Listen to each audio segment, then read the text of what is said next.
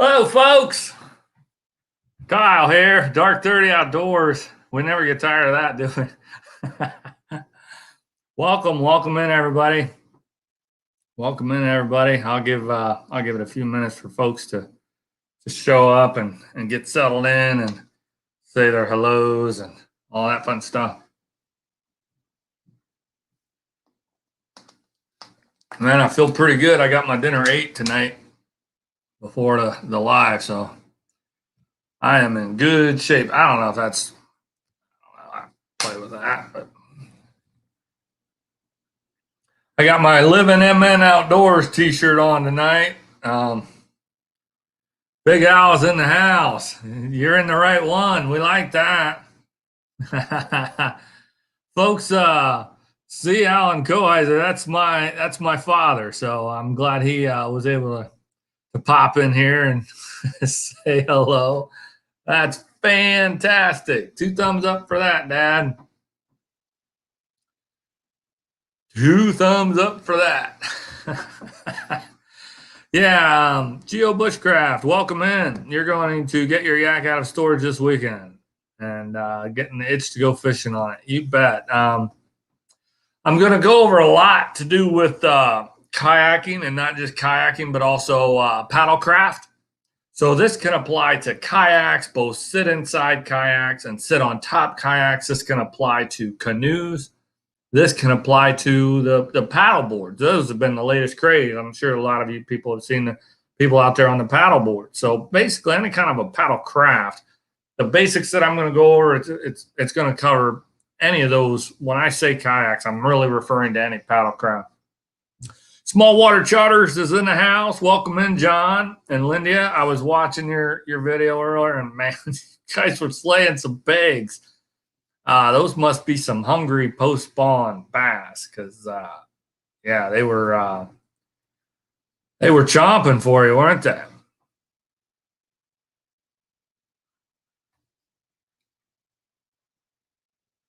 I don't know. It's always, you keep pretty good track, don't you? We got to know who caught the most. Bar Run Forge is in the house. Howdy, howdy, howdy. Welcome in. I have a feeling you've been out kayaking a time or two. You know some pretty good places down that way to go kayaking. I'm sure. Welcome in. Good to have you. And I promise you, I by no means am an expert on paddlecraft stuff. I've got some friends that are experts, because in one of my videos from, I think it was 2 summers ago, there was a shot of my friend Dave Rhodes, and I mentioned that he has forgotten more about paddling than I'll ever know, and that's probably a true statement. The man has 17 paddlecraft in his backyard. And I'm not exaggerating, I'm not stretching it. He literally has 17 paddlecraft in his backyard. We call him Daddy Dave. If you guys, if any of you folks ever happen to bounce around and land on riversmallies.com, you might see him post there once in a blue moon. It's not active like it used to be, but most forums aren't. Everything's kind of gone the way of social media and stuff, the Facebook, the Instagram, and all that fun stuff. Lonnie Paul is in the house. Definitely. I like that advice. Thank you, Lonnie Paul. It's great to have you here on a Wednesday night. I appreciate you stopping in and sharing your love for the outdoors. Joining in the chat. We're talking kayaks tonight. Yo, Greg, thanks for popping in.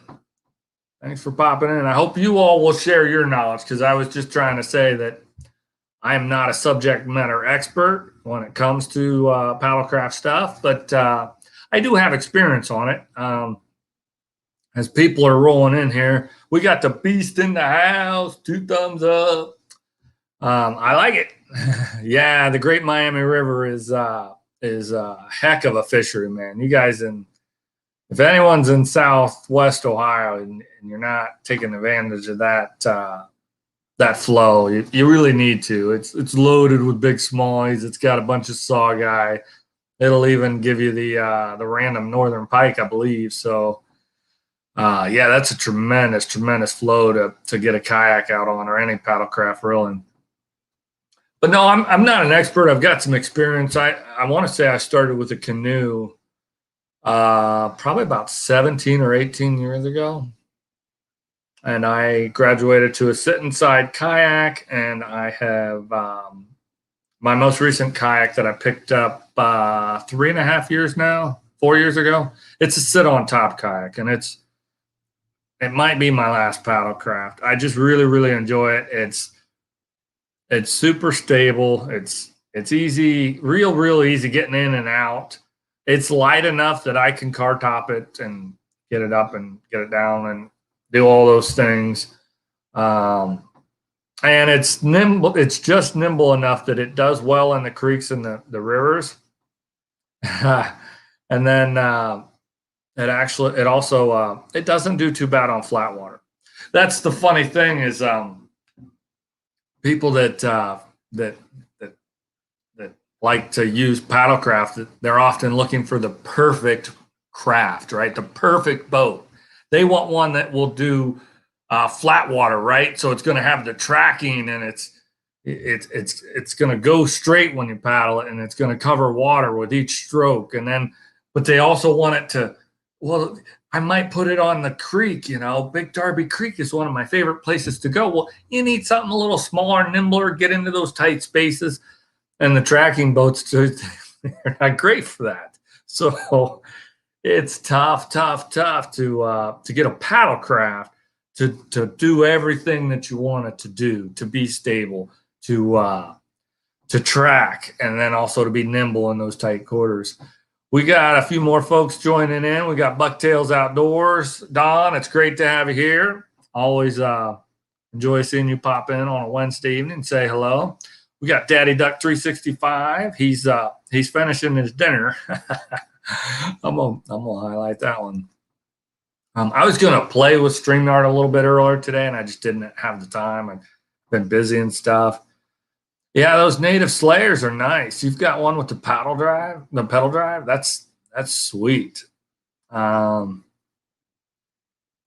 really sweet. Mine doesn't have that, but I sure do like it.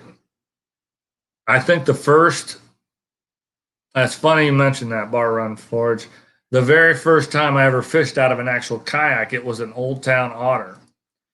And the water was high on the flow that we were fishing, and me and a friend, and I basically was going in circles because I barely knew what I was doing. And that river was rocking.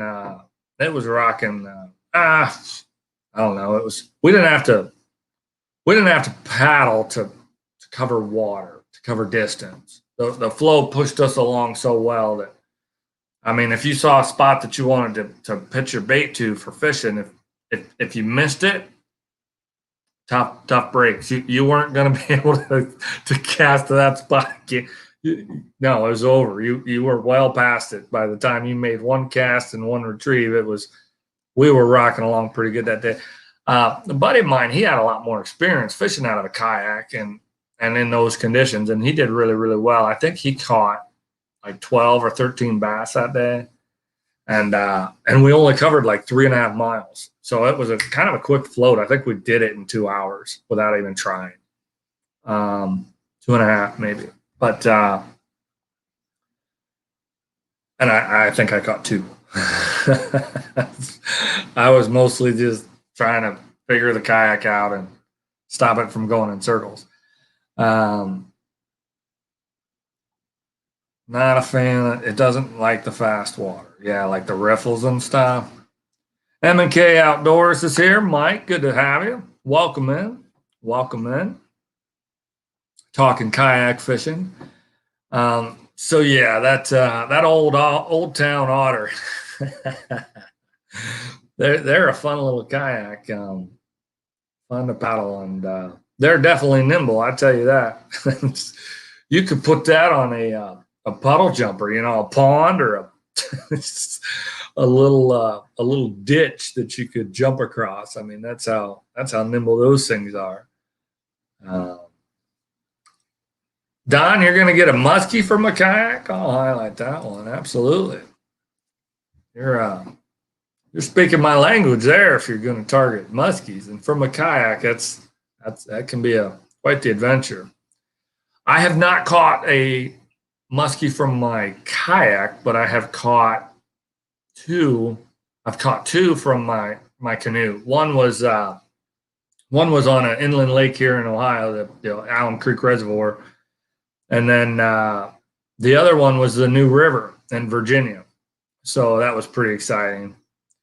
I tell you what, the New River will get your attention in a paddle craft. Let me tell you, we weren't in West Virginia where the famous whitewater rafting and all that fun stuff happens, but we were in Virginia, and they do have some pretty serious rock gardens and some bumpy stuff. Let me tell you, I got sideways once, and I took on a bunch of water, but I did not dump. I was able to get it, back to primary stability, and then paddle it over to the shoreline and dump the 3 inches of water out. That was fun. That was a fun adventure.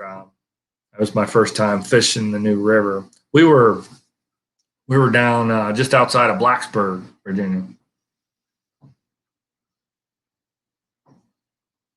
Yeah, Bar Run Forge. We do I got a bunch of buddies and we do what we call a rodeo. Okay, so there's paddling and fishing and camping, and a bunch of guys bring guitars and sit around a campfire in the evenings after a big dinner. We call it a rodeo. It's a really, really good time. But we were doing one annually in Ohio. We called it the Buckeye Rodeo. Are you familiar with what's the campground that's right on the creek there down in Chillytown? Is it Shawnee Valley? I think it's Shawnee Valley. For about the last 5 or 6 years, we did it there, and we always did it the second week of June. Last year, obviously, with everything going on in the world, it didn't happen. And so this year, there was never any chatter about doing it this year, but some of my buddies switched gears and tried to make it more of a get together for all the folks from River Smallies. So we're calling it a reunion rodeo, and it's going to be over in Pennsylvania. It's going to be on the Allegheny. It's also centrally located near the Clarion River, and I think there's another stream that comes in right there. So we're doing that July the 15th through the 18th, and I'm already booked. I got my vacation time, and I called the campground on Monday, and I'm locked in. So Tom Celtic and Everything Outdoors, welcome in. Welcome in. I hope you're good, Tom. Good to have you. We got Full-Time Dream. Welcome. Come on in. We're talking kayaking and outdoors and paddle crafts, and come on in. Welcome. I appreciate you stopping by here on a Wednesday evening. So yeah, I'm really looking forward to that. I haven't seen them fellers for quite a while. You're going to be rafting on the New in July. Yeah, that's there'll be guys from all over at the Allegheny Rodeo that we're doing in July. They'll come from Pennsylvania, obviously Virginia. There's a bunch of Maryland fellas that fish the James. There'll probably be some of those folks. Might even be some Kentucky and some Indiana folks that make the trek. And I think one of our friends from Michigan is coming down. So yeah, it should be a really good time. I'm looking forward to it. I've never fished the Allegheny, so I've heard it fishes really, really well. Let's hope the weather cooperates and we have water and that we're not blown out. We want to be in that stable flow rate is what we're looking for there in the middle of July and on the Allegheny. But anyway, I wanted to kind of discuss the basics. I already mentioned a few things about paddlecraft that, folks want to get the perfect boat to do all these things. And by design, they usually cannot. It's just hard to ask a a short boat with no keel to track. It's not going to do that, but it will maneuver around every little tight space and quarter in a small creek. And then if you've got a boat that tracks awesome, you're going to struggle in those tight quarters. I don't know. You might dump. You might have to get out a lot to try to resituate. It would be more work than it's worth. So that's kind of a starting point, right? If you don't have experience, or you're a beginner, you're not sure, you want to know, how do I get into a kayak? I wouldn't know where to start. You start with length, okay? Then you might factor your size too. If you're a big fella, if you're short, tall, stocky, however you want to look at it. But you start with short.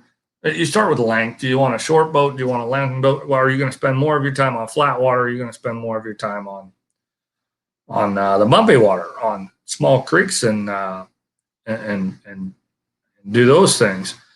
So that's where it starts. You want to figure out, you want a shorter boat, 9-10 foot boat. You want to get a mid range. The 12-footers sometimes shine in both areas, and then the longer boats, you get into 14 and up. Then you're looking at a paddlecraft that predominantly tracks well. Those are great for flat water. It enables you to cover a lot of distance in a shorter period of time with less effort.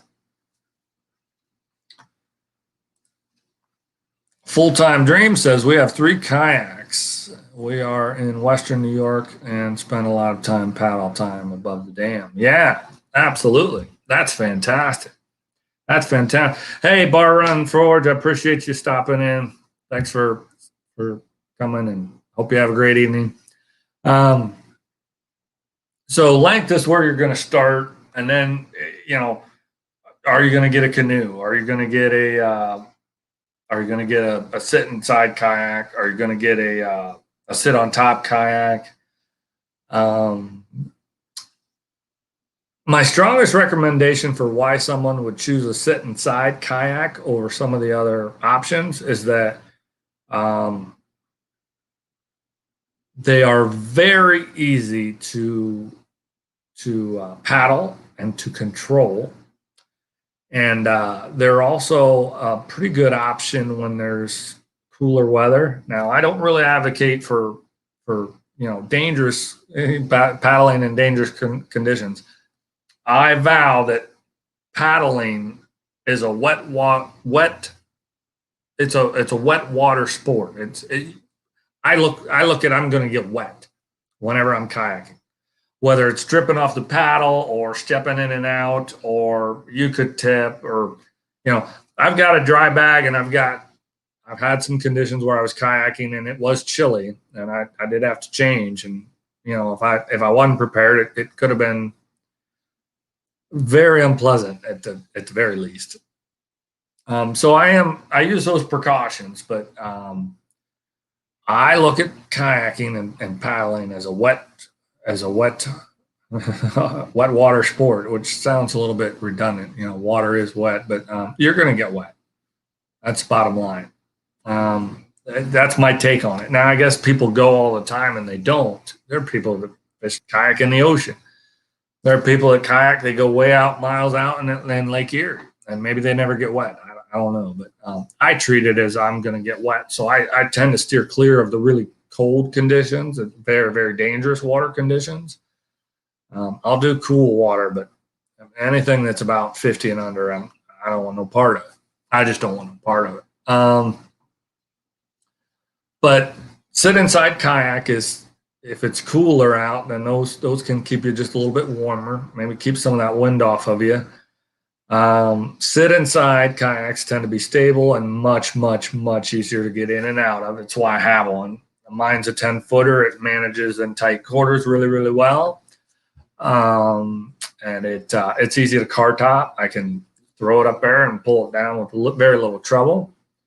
And that's my main paddlecraft now. And it might be my last paddlecraft. I don't know. I keep looking at paddle boards and thinking about it, but I just really enjoy my sit on top kayak. It's got good stability. It's not real great on flat water. It does okay, but for me, the bulk of the time that I'm on flat water, I'm going to be in my boat. So that's easy enough. Canoes, there's a whole gamut for canoes. There's shorter boats, longer boats, tandem boats. There's boats with keels, boats without a keel. Some of my friends have got the canoes that don't have keels, and they're heavy, but they don't have keels, so they're able to spin them on a dime type of deal. And they track pretty decently for them, so they enjoy those. They fish out of those.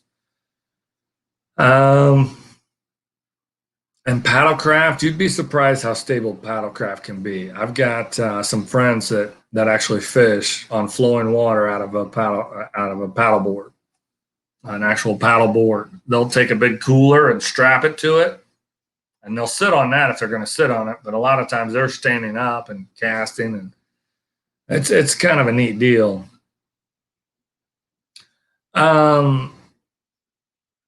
One of the things I wanted to talk about too is where are you going to paddle, right?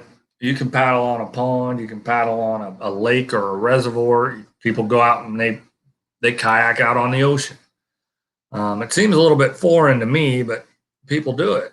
My personal favorite is on creeks or rivers, and we will do what's called a shuttle. I'm going to back up for just a minute, and for safety's sake, if you're going out on a paddlecraft, you should always go with a partner, a buddy, a friend, a family member. And if you don't, people should know where you're at and have some idea of when to expect to either see you home or hear from you. Safety first. And 99% of the time, if I'm in a kayak or in a paddlecraft, I'm with someone else. That's a big safety thing. But as I was stating, on a creek or a river, we'll set up what's called a shuttle. And how that works is we're gonna pick out a piece of creek or river that we intend to float. Maybe it's from one bridge going across to the next, whatever. You can use Google Earth. That's a resource, and you can figure out how many miles it is. We use a generic figure of 1 river mile per hour because we are fishing. We're not just trying to just cover the water. That's a pretty good rough guess. Mix in a few breaks there, here and there, and you might have to speed up or you might want to slow down as you go. But oh, sweet, John. I appreciate that. Absolutely. And we got NKY Honeybees in the house. Welcome. Thanks for stopping in. It's good to have you here. So we pick out this stretch of creek or a river that we're going to float. We have a rough idea of how long it's going to take. We will have one person's vehicle at the end of it, and then we'll drive both boats up to the starting point, and then we've got a vehicle at both points, point A and point B, so that when we're done, we can shuttle and get our gear back to our vehicles and all that fun stuff. The neat thing about doing that is that you can kind of get lost or you kind of get out into your own little world. Oftentimes there's no other people. We sometimes encounter other paddlecraft folks that are usually just paddling right on through. They might be fishing or they might not, but a lot of times we don't encounter other people, and that's really kind of a neat deal. And you can spend some time on 4, 6, 8 miles of creek or river, and you got it all to yourself. And sometimes if you plan it out right and there's no bridges between your point A and your point B, it's like you're off in some wilderness area, right? On some of these creeks and rivers are real pristine, and you might not even see any other people or hear any traffic. I mean, it can be really peaceful and serene out there, and that's something that we really enjoy. A bunch of my friends and I. We got NKR Fishing and Outdoors in the house. Thanks for stopping in. Hope you're doing well on this Wednesday evening. So that's my favorite. Here in Ohio, I'll mention some of the places that I have kayaked and canoed.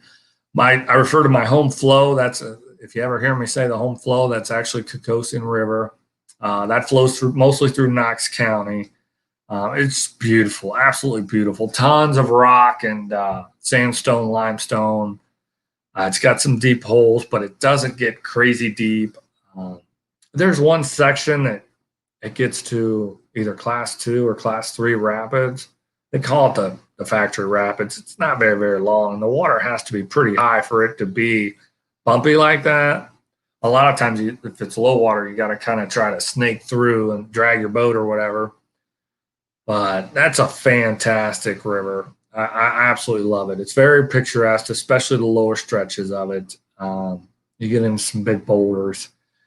It does slow down a little bit, but just a great river. Absolutely love it. I call it the Coco because that's just kind of a cool thing to call it, I think. Another one that I really enjoy here in the Central Ohio area is the Big Darby Creek. I have paddled Big Walnut Creek. I have paddled on Licking River. I have paddled on Paint Creek down in southern Ohio and Rocky Fork Creek down in southern Ohio. I have paddled out at down at the New River in Virginia. I mentioned that earlier. Alum Creek Reservoir, Delaware Reservoir, the Olentangy River. I've done that one several times. I've kayaked on the Scioto River. That empties into the Ohio River. Some of you might be familiar with that. We got Todd Morgan in the house. Welcome in. Thanks for joining us. Hope you're doing well on this Wednesday evening. He says, we like to wade the creeks here in Darke County, Ohio. Absolutely. Absolutely. Especially mid to late summer, the water levels get a little bit lower and you can just wade them and catch those smallmouth bass. Absolutely. Absolutely. I agree with you 100%. Darke County, is that Western Ohio? West Central?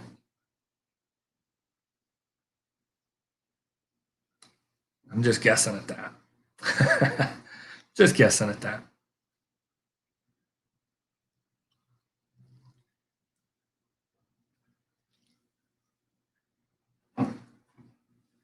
I have not kayaked on Lake Erie, but I have kayaked on the Sandusky Bay. And I caught a really nice largemouth bass. It was fantastic. Yeah, Western Ohio. Okay.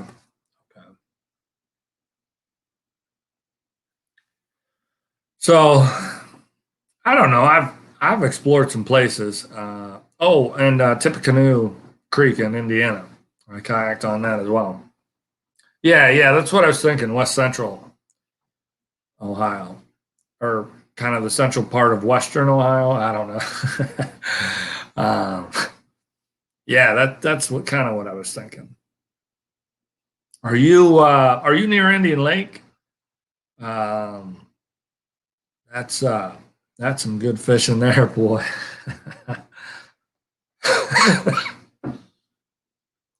um, and you might also have good access to the Mad River, and that's got good trout fishing. One of the few places in Ohio that has good trout fishing. There are a lot of other places that I have not kayaked or put a paddlecraft in and explored, and I'd really, really like to. And now I'm going to have to jump out here.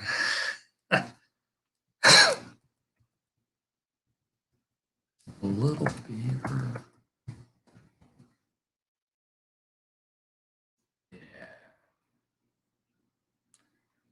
Yeah, that's it. What is that near?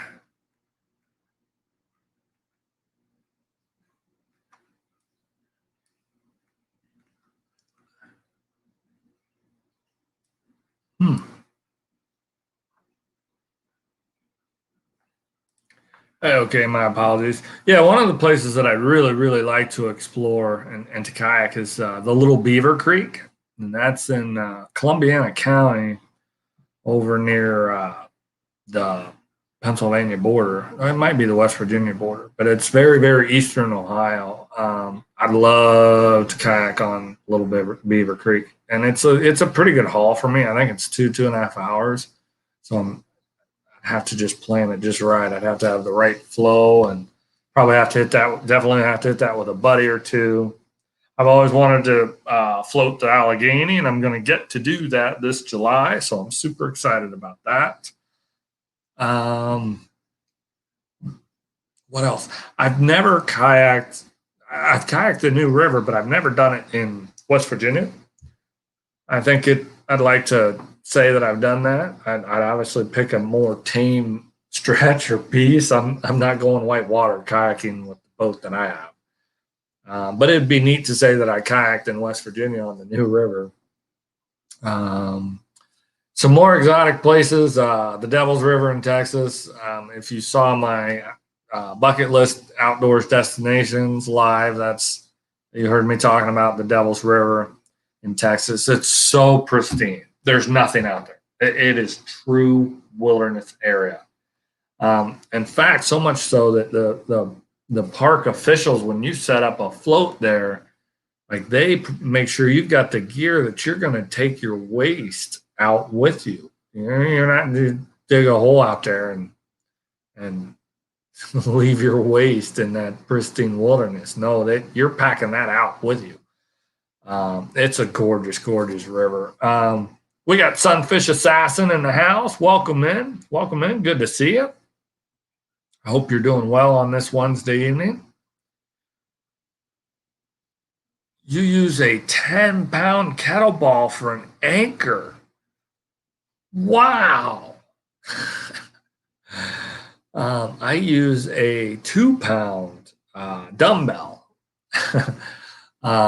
My buddies and I, we use a rule of thumb that if we're in moving water, if a 2-pound dumbbell won't hold us, then it's not safe to anchor there.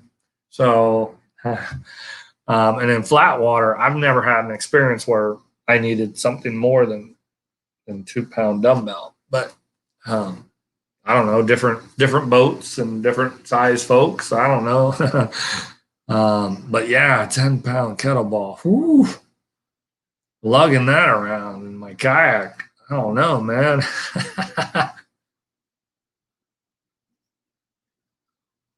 We got LG Homestead in the house. Welcome in. Welcome in. I hope you're doing well. It's good to have you. I've been to a few places, but man, there's so many more I'd love to go. Some of my buddies, I was just talking to them at the last Ohio rodeo, Buckeye Rodeo that we did in Chillicothe, which was in 2019. They were setting up a trip to do I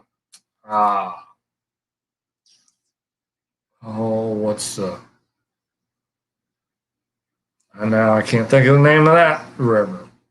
It's a famous river. Is it the John Glenn?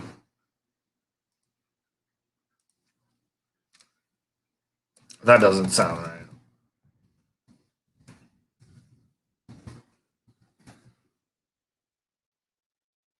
No, it wasn't the John. What the heck was it? It was a famous river.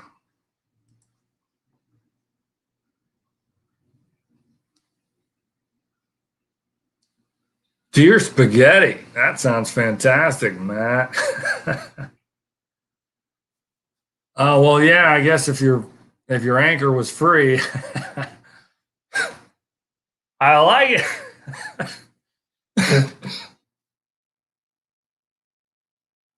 Man, that's bugging me. I can't think of the name of that river that they were getting ready to do a big trip on. Bar Run Forge was here. I bet he'd know. The John something. The John Day. Is that what it was?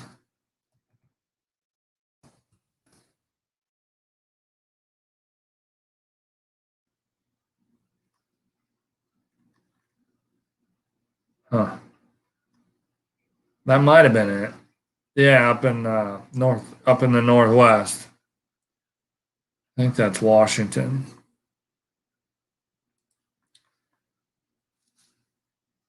And I never did get to hear about that trip. So hopefully those folks will be at the Allegheny rodeo that I'm going to go to here in July, and I'll get to hear from my buddy Ken about how that float on the John Day went. Uh, so that'd be cool. That'd be cool. He was going with Al Agnew, who's a famous outdoors artist from Missouri. He's friends with him, and John. A fella by the name of John, and I cannot think of his last name to save my life. I always forget it. Heck of a harmonica player, though. Let's see. I know there's other places. I know there's other places that I would love to kayak.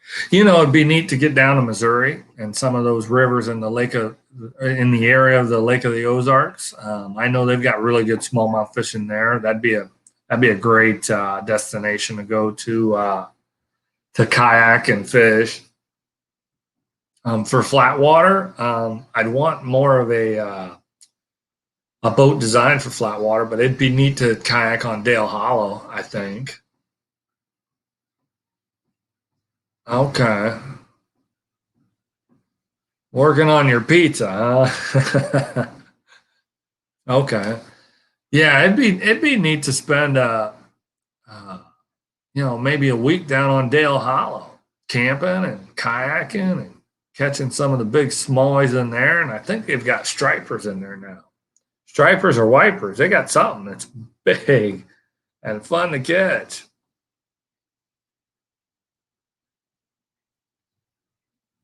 You will be fishing in Illinois. That's cool. That's cool. NKY honeybees. That's cool. I appreciate it. Thanks for stopping in. It's all Matt's fault. We'll blame him. We'll blame him.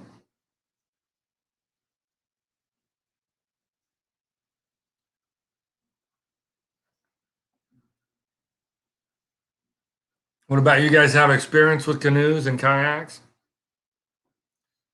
Do you have a local stream or a creek or a river near you that you've kayaked on or canoed, or has anybody got experience with a paddleboard? I'd love to hear about some of you guys' experiences as well. Please feel free to share in the chat where you would like to try some kayaking. I've got we see the Alan Coiser in here. My dad, he has a place, a beach house down in the Outer Banks, and I do think it'd be neat to take my kayak down there. I would be far more interested in fishing the Sound and possibly the inlet, like Oregon Inlet, from my kayak. I would not don't want no part of going out on the ocean, but it would be neat to kayak down there and do a little bit of fishing in the Sound and the inlet. I don't know. There's some big fellers, Matt, that get in them kayaks. I'm telling you, they're designed a lot different now. They got kayaks that you could stand up in and jump up and down in, and it wouldn't tip over.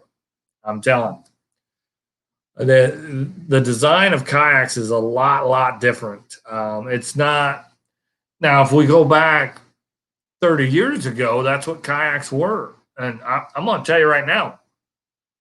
I mentioned earlier that I started it with paddlecrafts in a canoe about 17, 18 years ago. And at that time, I had a couple of buddies that had been fishing out of a kayak for like 10 or 12 years. And so you're talking 27 years ago.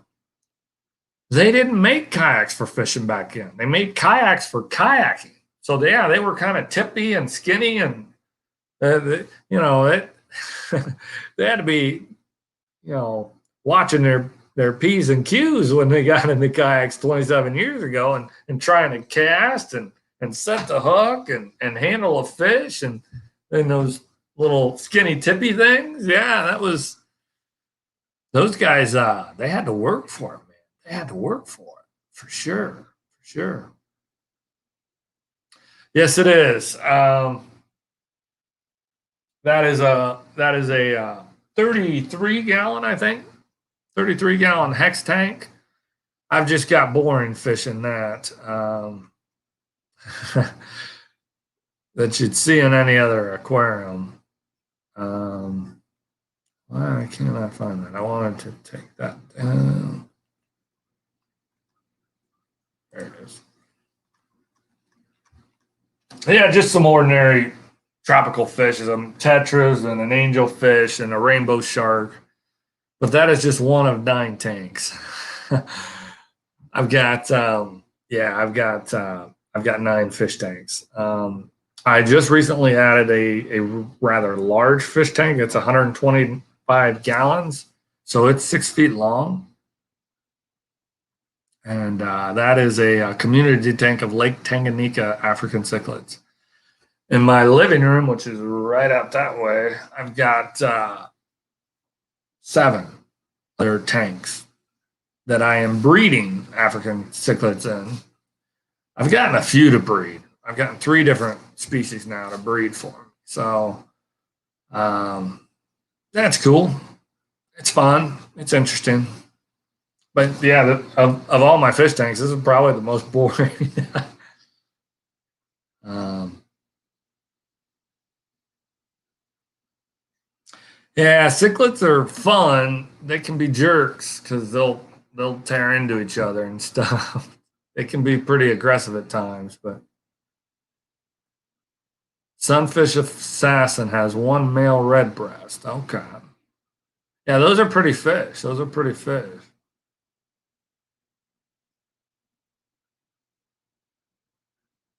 Coastal's caught some of those cichlids. Yeah, I've seen those in like the Florida canals. You can sometimes catch the cichlids and stuff. Yeah, I've seen that. I've seen that. Okay, you kept Central American and South American cichlids. So like, is that like the red devils and the terrors, the green terrors and the Texas cichlids and all that stuff? The what's the ones I'm thinking of? The blue something. The blue rams are those are I think those are South American.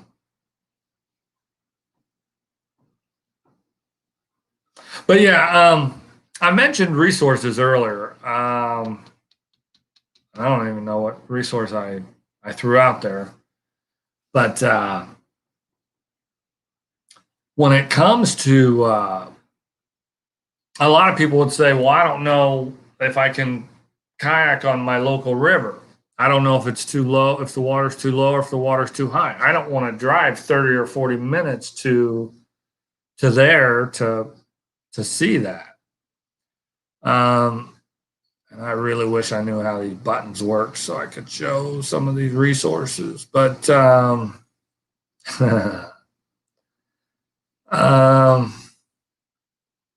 easy cow. Um,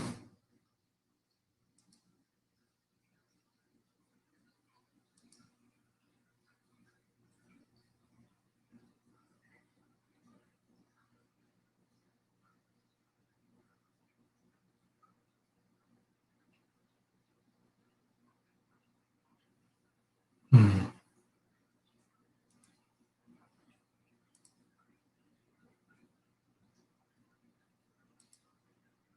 Okay, if you, oh geez, I think I had it for a second.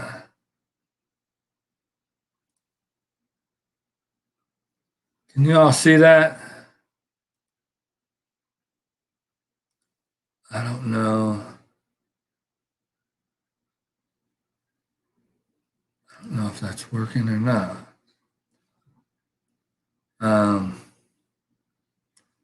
it kind of just looks like a convoluted mess. Now I need to get out of it. Stop screen. Okay. That didn't really do what I thought it was going to do. I'm going to try one more time.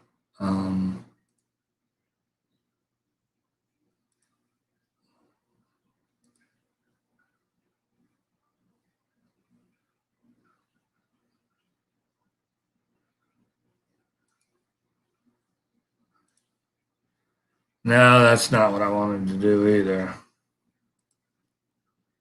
So, okay, well, that's enough of me experimenting with StreamYards. I'll have to play with that in the future and try to figure out how to screen share and that sort of thing. But I'll tell you the resource that will help you for rivers and creeks and streams to understand the flow rate, if it's the water's too low or the water's too high. It's called the USGS real-time water data.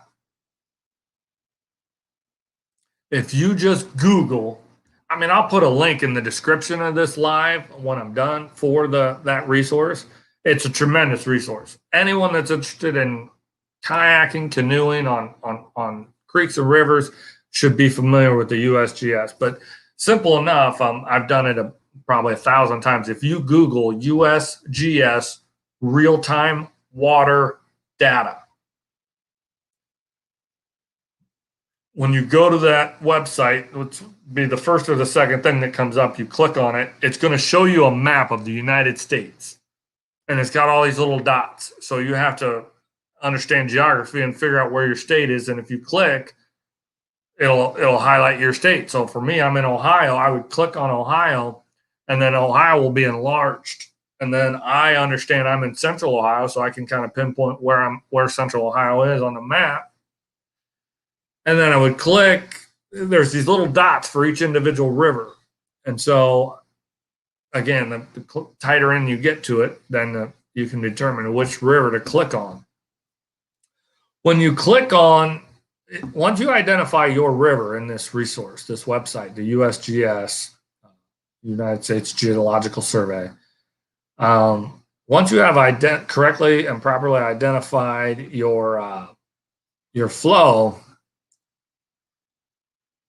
it's got color coding for that flow for that date, that time of year. And that color coding tells you what's normal for that time of year. And you got to be kind of careful because, April and early May is some of the flows, it's normal for them to be, 8 feet deep, when that you might be looking for it to be flowing at about 2 feet deep. You do got to be careful of that, but the one of the biggest things you should be looking for is those colors. A green is normal for that time of year. When you get into black and red, that's kind of danger zone. You would know for May 12th or May 13th, that's a no-go. They've had too much rain and there's a ton of water. The flow is up. It's too high. It's too risky. It's too dangerous. If you see the greens and the yellows and the light blues, those are better colors to see. Well, to be honest with you, it's why am I not seeing that? Green and orange is good. Green and orange is usually safe. If you see blue and black, you stay away. Stay away. Red actually means it's really, really low. So if you see the dot on your river that you want to float and it shows red, that's probably a sign that you don't have enough water. You don't have enough water. That's bad. Red's bad because it's too low. Black's bad because it's way too high. Everything else you kind of just gotta figure it out. And once you have done one or two floats, you're going to want to identify what the number is. Like if I was going to float the Kayaking River today, I would want to look at it, right? So I would go to it, and then I would click on the dot for the Kayaking River. I wish I could screen share and show you this, but it is currently showing a 679 cubic feet per second flow rate. That's out of control. That is out of control. I would never want to float the Kayaking River higher than 300 cubic feet per second. And really, that's rocking pretty pretty fast. You could get in a world of hurt in a real quick second at that flow rate. And coincidentally enough, I think it shows green. I think it's showing a color of green right now. It is. Yeah. But that doesn't mean it's safe. That just means that's normal for this time of year. It's normal for that river, for that flow to have a lot of water. So green is the starting point, but is never the A-OK sign, right? You don't want to just assume, hey, LG Homestead, thanks for stopping in. You never just want to assume that it's okay because it's green. Once you've gone on it once or twice, you get a good feel for what number is comfortable. For my local flow, the Kayaking River, I know that 100 to about 160 is ideal. That's ideal. When you get under 100, it's doable to about, what did I do it at? 78.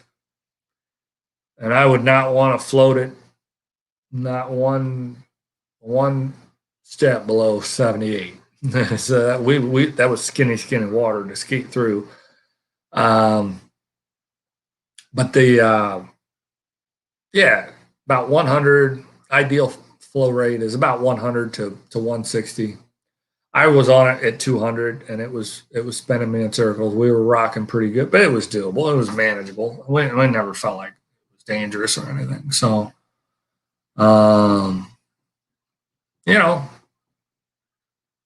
once you get on your river, your flow, your stream, and you see what it's at for the CFS for that particular day, and it was a comfortable level, then you'll know you can go up a little bit from there, down a little bit from there. And that's you'll have your metrics for that flow. Basically, I've got good metrics for most of the flows I've been on here in Ohio.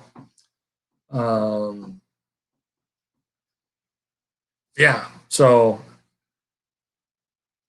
the ones I haven't been on is ones I don't know. I remember last fall I reached out to a guy that lives up in Columbiana County. I asked him about the little beaver, and I said, "Hey, it's such and such number. I thought, that looks like a pretty good level." He says, "No. That's way too low. You want it to be much, much higher." So, it just kind of depends on, the width and the depths and the elevation drops. Each individual river is different. Don't ever assume that what was a good number on the new river is going to work on the Big Darby Creek. I mean, they're completely different spectrums there. I wouldn't even compare a creek in Central Ohio with another creek in Central Ohio. They're all their own entity. Each individual creek and stream and river is its own entity. You can't just assume that because 100 to 160 is good on the Kayaking River, those exact numbers are going to be good on the Olentangy River. It does not work like that at all. Each individual stream and river has its own ideal flow rate for you to safely float it. What else? I mean, I've rambled on. I feel like I'm just and I think I lost a lot of folks, but that's okay. I wanted to chit chat about paddlecraft and kayaking and in general, throw out some basic information, some beginner information, some resources that you can use. If you guys, I'm not sure how critical the lake basin reports are, but you can go to your area. Army Corps of Engineers will usually have a website that'll give you lake basin reports. For example, in my area, Central Ohio, Huntington, West Virginia, Army Corps of Engineers is the central hub for our inland reservoirs. So if I want to know what the lake level is on Allen Creek Reservoir, I go to that website and I can navigate and find the lake, and I can find out if it's 5 feet below summer pool, I'll know that there's a lot of exposed bank, and maybe kayaking on that lake might not be fun, or it might be too many logs or stumps, or I don't know. That's information that you could use to your advantage. That's another resource.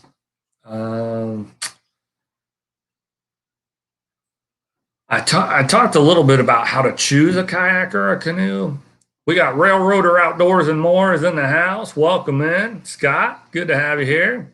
Hope you're doing well this evening. I did check out your banjo picking just a little bit earlier this evening, and good to hear that Toby got a turkey. That's certainly exciting. Sounds like he had a great hunt. What was it? He got a tom with 10 and an 1/8 inch spurs. Is that what he said? Congratulations to Toby. That's cool. That's really, really cool. But I touched on, trying to decide what kind of a paddlecraft you might want. Here's another really good tip, a really good piece of information. If you're a beginner, if you're thinking about it, or you don't know where to start, your best bet is not to go to a big box store. Don't go to Cabela's. Don't go to Field and Stream. Don't go to Dick's Sporting Goods and walk in there and say, "Yeah, I want a kayak." Well, I don't have any idea what I want. You're far better off finding a local 10 3/4. Okay, yeah, that's. No, it wasn't too bad. It wasn't too bad. It helped that Toby interjects with some smooth picking.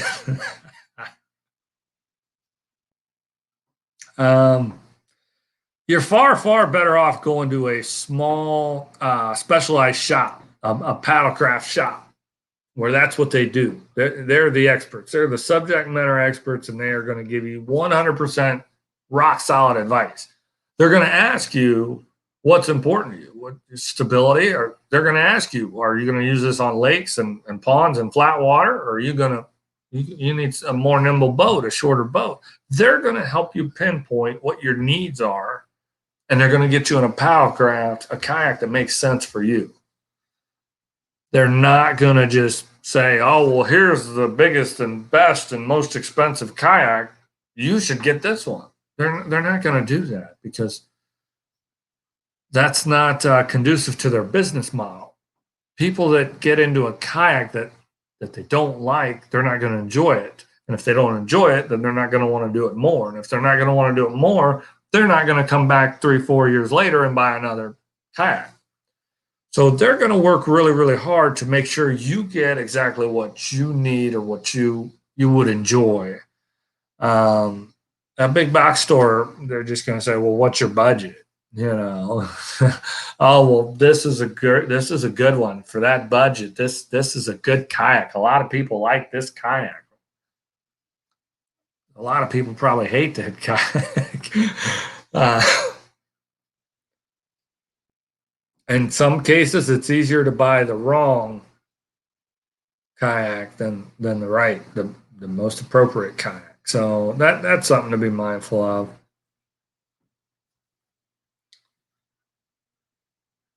And now Ghost Wolf stopping in. How you doing? Good to have you. Thanks for stopping in on a Wednesday evening. He says, "Love my kayaks and kayak fishing. Would love to try the new native 10-foot with the propeller drive." Yeah,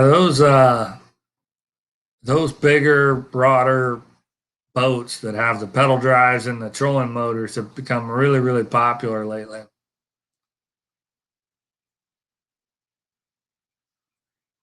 Hey, thanks for stopping in. Yeah, they've definitely become really popular. I don't know. I wouldn't want to try to car top one of those. I think if I had a boat like that, I'd want to have a trailer for it. and the cost of those boats, and then add in the cost of a trailer and the registration for the trailer, and it adds up. It certainly adds up. So that's part of it too, right? That's part of it too. How are you going to get your kayak from point A to point B, from your home to wherever you're going to use it? Maybe you live on the lake, and it is not a problem. I'm going to drag it to the shore, to the edge of the water, and get in it. Hey, we got Greenwell Fishing in the house. Welcome in. Thanks for stopping by. Good to see you. Good to see you. Great to have you here.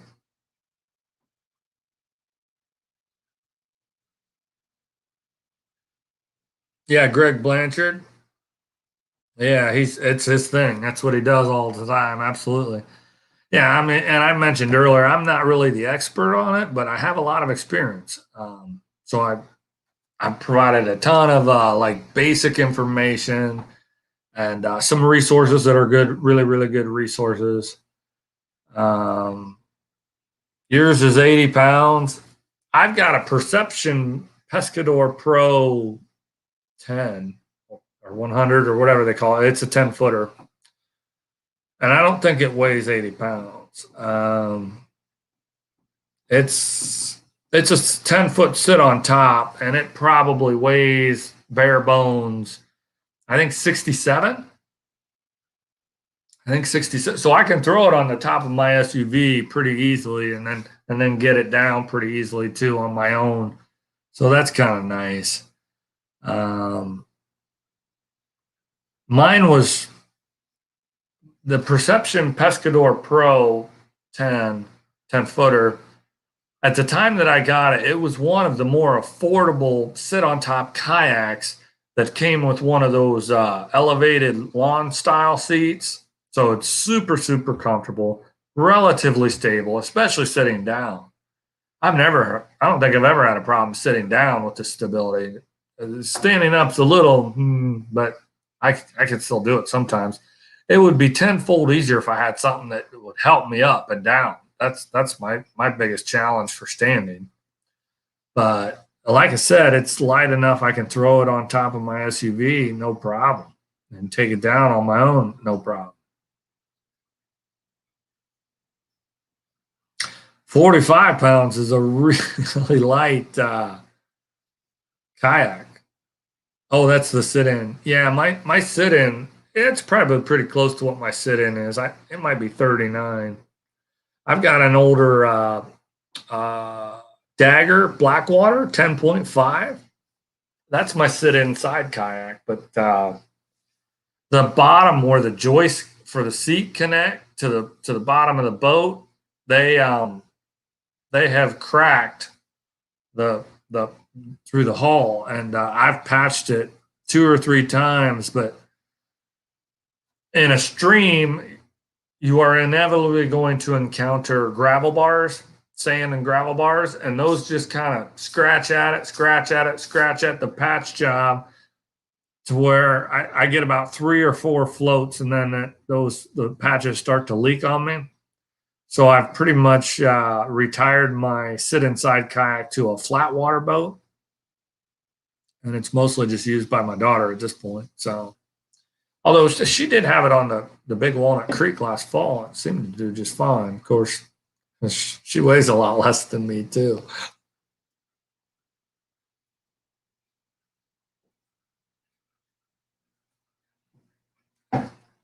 You're absolutely right, I know, Ghost Wolf. That is a tremendous point. Kayak fishing allows you to get into some extremely skinny water. Absolutely. You can get through some really skinny water and across that shallow water and into those hidden bays and those isolated bays that haven't been getting pounded with fishing pressure, or a stream and or a creek that you can go for miles. I've got a stretch of creek that I think it's 8.5 miles. There isn't a road that crosses it. So if somebody was going to wade fish it, how far away are they going to get from the closest bridge? 1 mile? 2 miles? I'm going to be able to get to 5 or 6 miles of water that sees little to no fishing pressure at all. That's fantastic.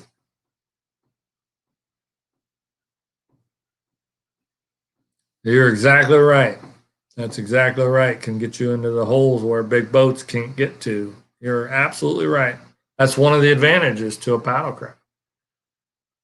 That is definitely one of the advantages to a paddlecraft.